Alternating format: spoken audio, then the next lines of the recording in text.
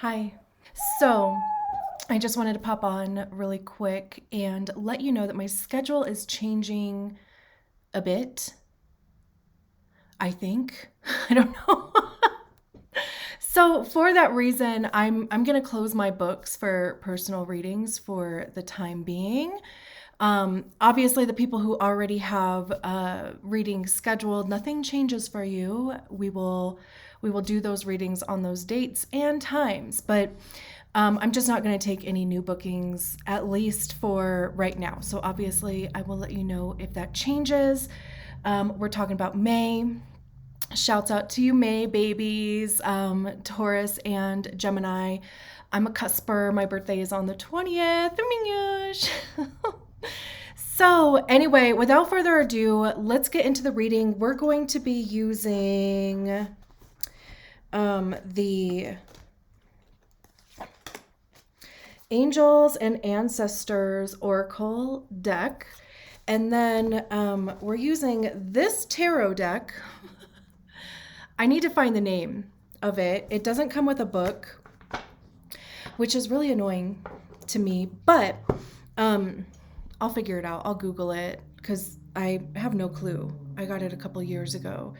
So without further ado, and obviously because of my schedule, the videos are going to come out probably a bit more sporadically. Just an FYI on that too, if you care. But yeah, let's get into it. Okay, let's see who's next. 3-5. All right. So my intention was to make these a little bit shorter because your girl can be long-winded. And I've done a few of these already, and they haven't really been that much shorter. So I don't know. But anyway, I mean, the point of me wanting to even, try to make them a little shorter is so I can do more of them in a day because, like I said, in the intro, things changed. I went from having an abundance of time to having limited time, and which is, that's the way life goes, as Janet Jackson said.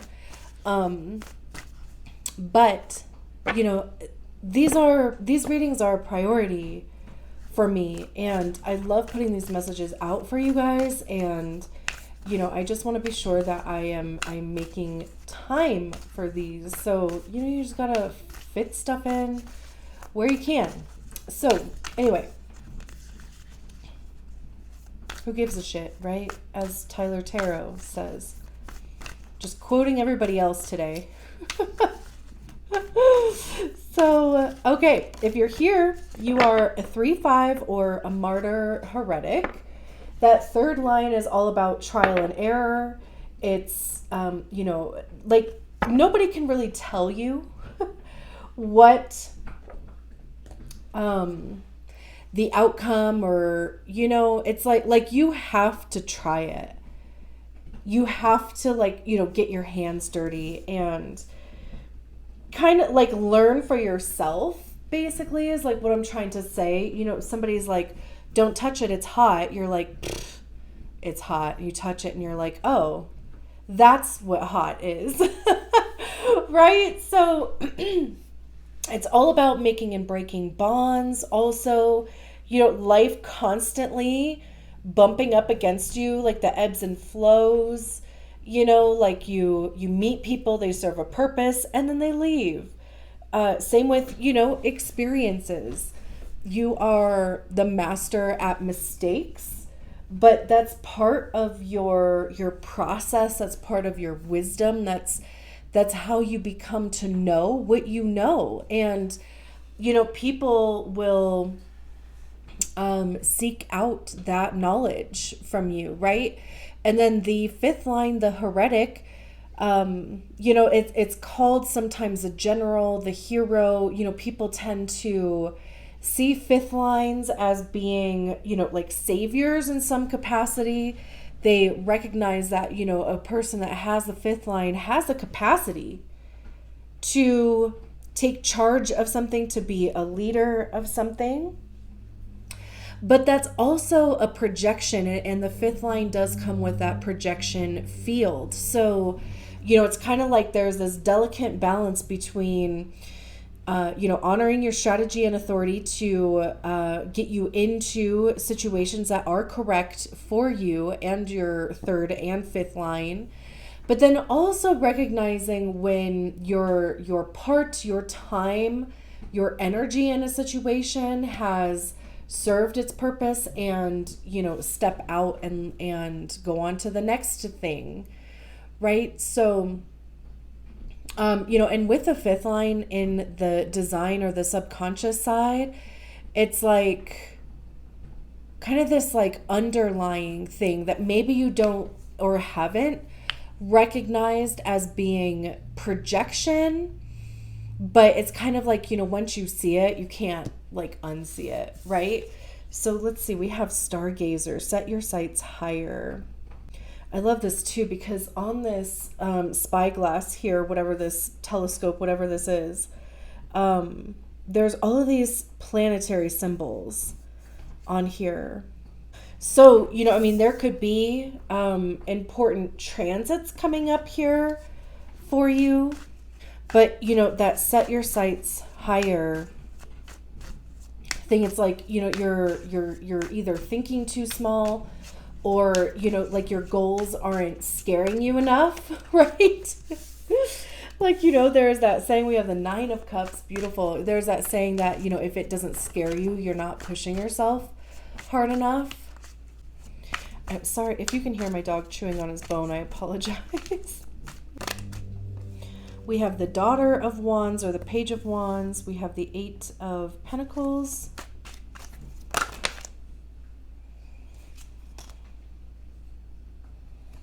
We have the Tower, the Star, and the Hanged Man. The Hermit popped out too. I just put it at the bottom of the deck, but the Sun is back there, the Hierophant. 10 of Wands. Wow. Big energies. So let's just start at the beginning. It's kind of interesting that the 9 of Cups is paired with a Tower card. And it's also after set your sights higher. Because, the 9 of Cups is all about wish fulfillment. It's feeling like you got what you deserved. It's reaching that goal. It's feeling fulfilled, feeling purposeful, and 9s are about individual completion. So this is something that you are feeling, within yourself. And it does come with this level of gratitude also. Contentment, like there's this beach scene. So, just being content, feeling relaxed, very, kind of go with the flow type of vibe. But, right, like I was kind of saying, like if your goals aren't scaring you, or if they're just not quote unquote big enough, right? Like, I would never tell somebody that their goals, hey, you set your own shit, right? But it's also kind of like, if you're still thinking too small, like if you're not allowing there to be space for surprise and bigness, then that's kind of this vibe that I'm getting over here. And the Tower card is like all about, kind of structures crumbling, belief systems crumbling, it's sudden upheaval. We have this picture, there's this wildfire going on back here, this lightning striking this tent here. It's something that could come out of the blue. It's also something that, it gets more uncomfortable the more that you resist the change. Because change is hard enough. And if we are resisting that, then it just makes it even more difficult. And it also kind of takes the fun out of things. Like, the 9 of Cups can be fun too, of course. It's all things feel good.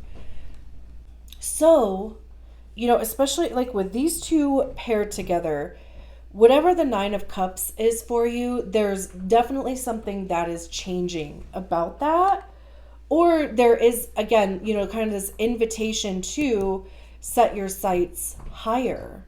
And also, like with the Tower card, it like closes out old timelines, like energy that's just out there kind of sucking the life out of us or taking away from what could be available for something else. Like what I mean by like closing timelines is if there are situations or whatever that, maybe we didn't experience the type of closure that we wanted to. So it's kind of like open-ended. We're just kind of not necessarily like holding on to it. It's just, like I said, it's open-ended. The Tower card is going to shut that down. It's like, it's like recognizing that closure is more of an ego thing. And sometimes the only closure that we need is that something ended, and what it does is by closing down those timelines, it allows that energy to be available for something else that is going to serve your purpose, that is for your highest good. Again, it can be uncomfortable.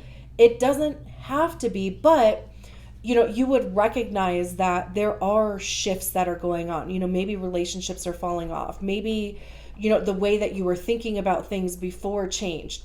This card is associated to Mars. So maybe it's even your motivation behind reaching your goals is even changed.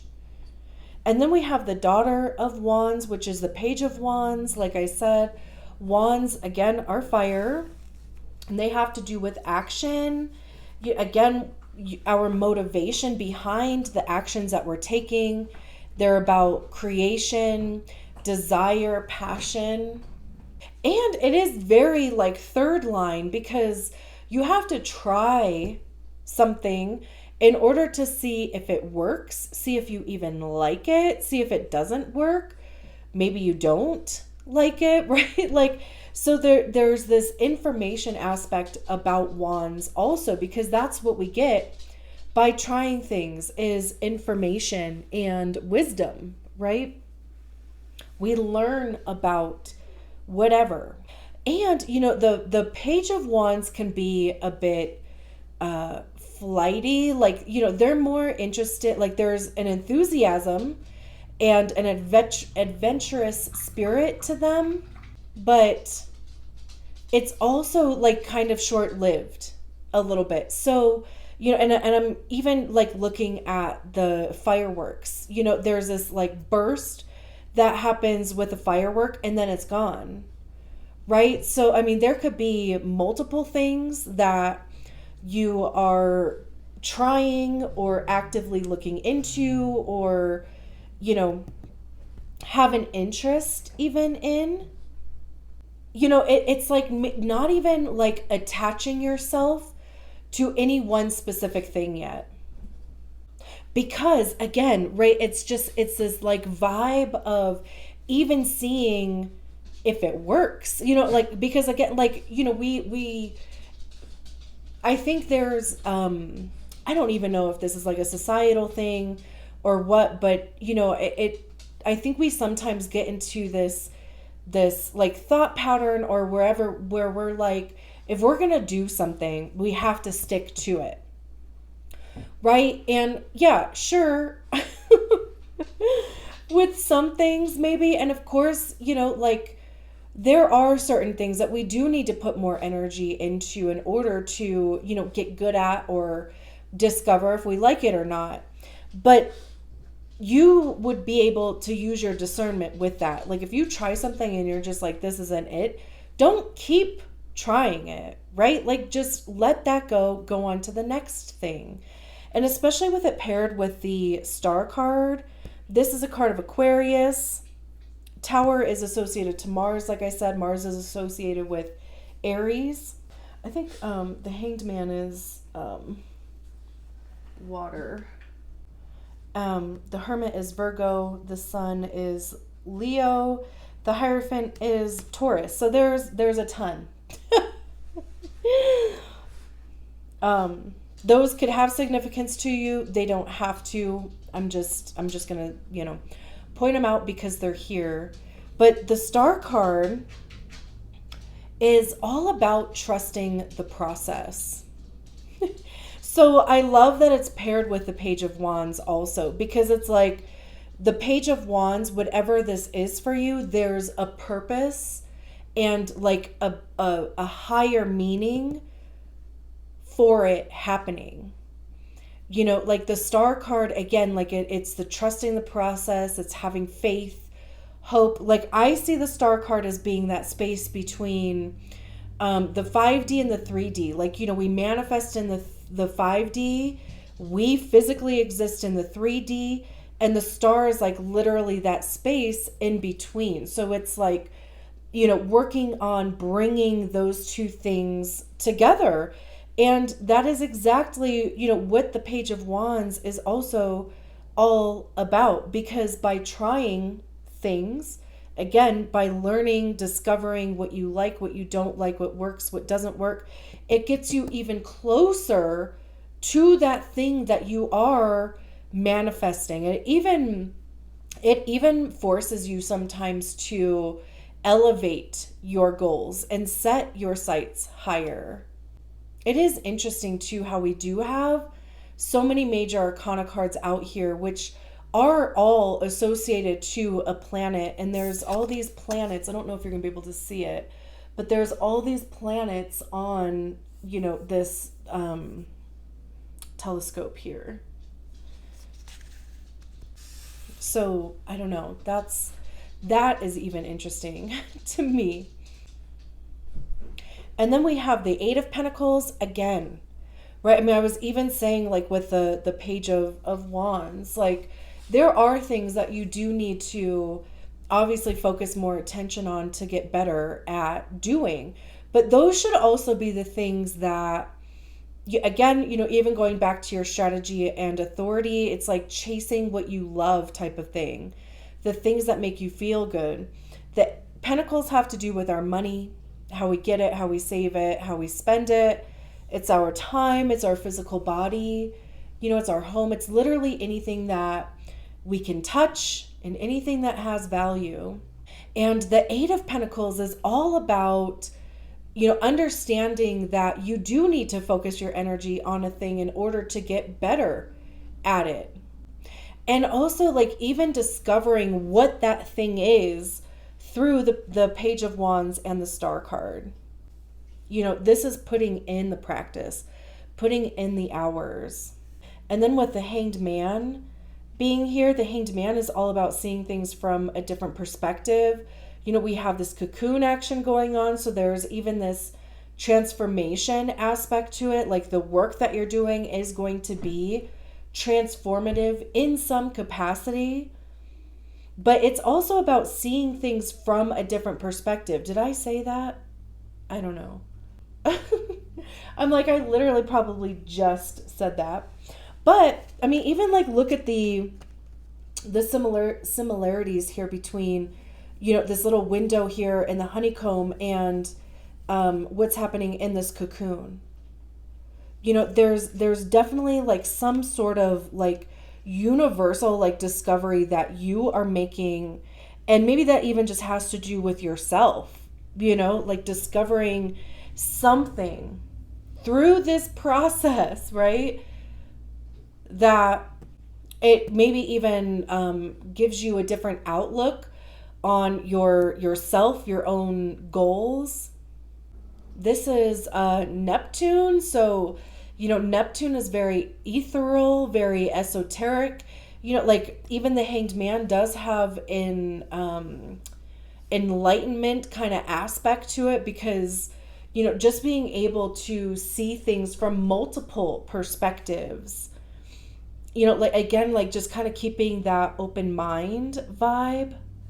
It's just interesting, again, like with this window here in this honeycomb, and then that same, energy being in this cocoon. Like there is some sort of transformation that's happening because you discovered something through the work that you've been doing. And I don't necessarily mean like, like your 9 to 5. It could be healing. I mean, it could certainly be work. It could be, again, following your passions. It could be because you elevated. It could be whatever the Page of Wands is. And then we have the Hermit card here. The Hermit is all about introspection. It has this vibe of, like lone wolf kind of energy to it. Like really only you can go on this journey. It's your journey, right? Like it's not everybody else's. It may not even look the same way that everybody else's journey looks. This could even just be saying that like it's time to do that, because if you have been in hermit mode lately, there's this little firefly, which, I mean, it could be a bee. I don't know. Could be a firefly, could be a bee. I'm only saying bee because we have the 8 of Pentacles out here and there's a bee on it. But if you have been in hermit mode, especially, summer, or this is winter, it's snowing, and we literally have the sun card right next to it. So it's just kind of like, it's time to come out of hermit mode, time to like kind of show out a little bit. The sun card is, about illumination. It's, it is everything good, it's a bit like the 9 of Cups, but it's, it's bliss, it's joy, it's even like rejuvenation. I mean, it could even be a thing about needing to get outside and get some literal vitamin D. And of course, we're going into summer in the northern hemisphere. So, it could again just be this transition here because, bears and whatever coming out of hibernation. So it could just be, double confirmation of that. The Hierophant is about higher knowledge. It's the passing on of knowledge too. You could be the student, you could be the teacher. It could be a mentor. You could be a mentor. You could be meeting a mentor. It also has this kind of community aspect to it because it's like, finding community where you have shared interests and are interested in learning the same thing. This also has a bit of like traditional, kind of teachings to it. Astrology could fit into there. Human design could fit into there. It could be religion. It could be traditional school. Could be marriage, could also be divorce. But, there's these mushrooms on here with some roots, and we know that mushrooms or fungi tend to communicate through their roots too, right? So it's this network of information. How many times have I said information in this reading? 10 of Wands. Just, kind of being careful not to burn out, but also 10s are completion.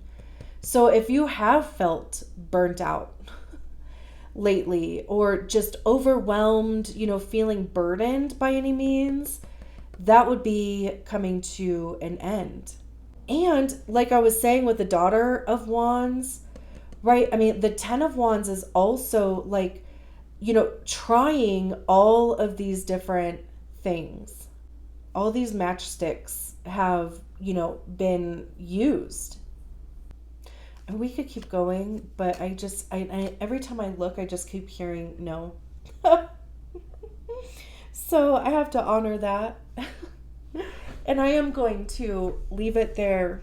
Thank you so much for allowing me to read your cards. I will talk to you soon. Bye.